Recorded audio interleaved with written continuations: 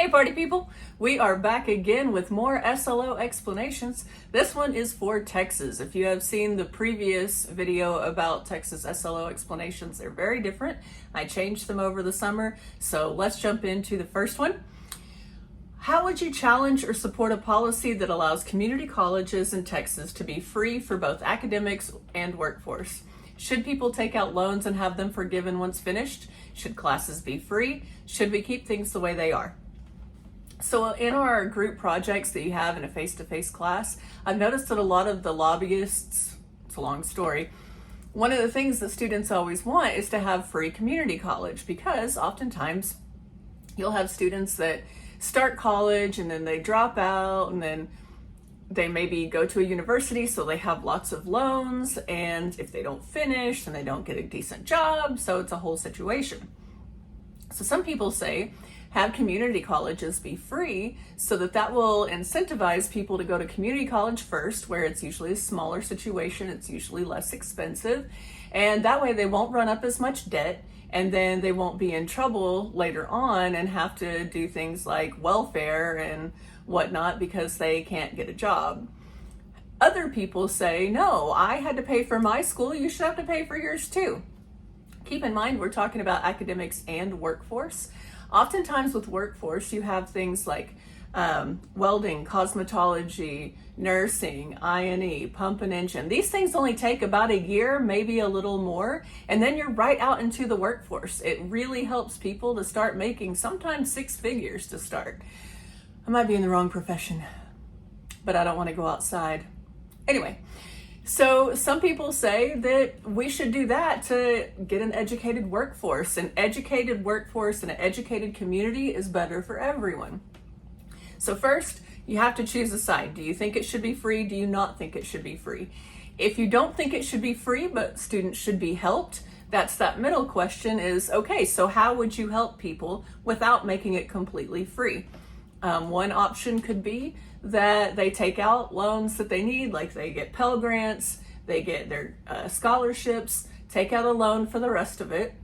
And then once they graduate in good standing, then their loans are forgiven. That will give people an incentive maybe to graduate. Some people would say, well, just make the first year free, and then the second year, they should know whether or not this is for them, and then don't make the rest of it free. It's up to you. Figure out what you want to do. Just make sure you have those 5 paragraphs, okay? Number 2, should Texas legalize marijuana? Why or why not? What sort of medical information could support your arguments? Okay, so there are both sides to this. There is definite evidence that it's good with cancer treatments, PTSD, even recreationally. A lot of people will smoke weed instead of drinking, so it's, maybe less harmful to their body. I don't know, I'm not a doctor, I haven't actually studied that part, but I did know that it does shrink some tumors and does help with PTSD.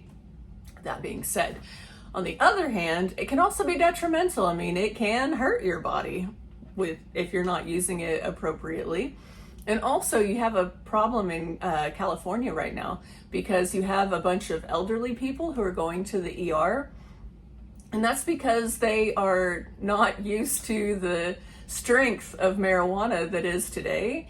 And as you get older, your body metabolizes things differently. So when you're 21, you might be able to go out and drink all night long and still go to school the next day and be fine. If you're 41, I can guarantee you that that's not going to happen.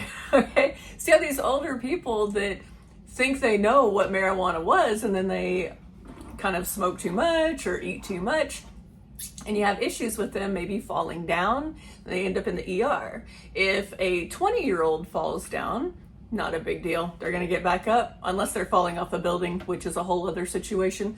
But if an 85-year-old person falls down, they might break something that could lead to internal bleeding, that could lead to possible surgery. These are bad things. So do you think Texas should legalize it, or do you think it should stay banned? If there's some place in between, let me know. Just make sure you can support it with actual evidence as to why you think the way you do. Number 3, Patriotism is an act that makes an impact on a country. Other than voting, what else is most important to you that a person can do to participate in government and politics further?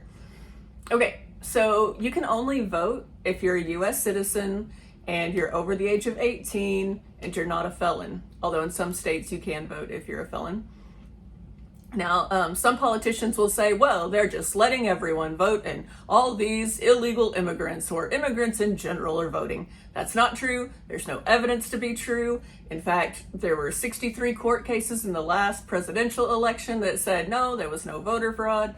I mean, not enough to actually sway the election. So we're going to dispense with that.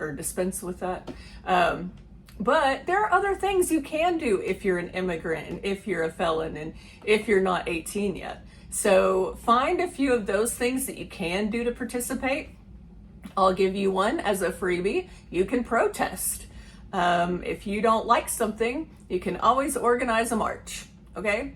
So that's a freebie for you. Find 3 if you want to try for that A, maybe 4 or 5. Just saying. Number 4.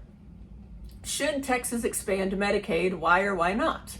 So you might consider looking at healthcare debt for states with expansion versus those without. Texas has a very high healthcare debt because we did not expand Medicaid. Oftentimes here in Texas, we say pull yourself up by your bootstraps. We decided not to expand Medicaid, hoping that people would just get a job and get healthcare. Okay. Not all jobs offer health care. And if you're working a minimum wage job that does not offer health care, then you probably need Medicaid. But if there's not enough money to expand it to where if you're living on that poverty line, then you might just be too high above it to not qualify, but you still need help. So should we have expanded it? Should we not have expanded it? Again, there's arguments for both. Medicaid is paid half by the state and half by the federal government. So in Texas, with our particular court case that the Supreme Court ruled in our favor, was that we should not have to use state funding, our tax funds, to pay for something that the federal government is forcing on us. Now, some people would argue that that was a wrong call because with the supremacy clause, whatever the federal government says is what goes.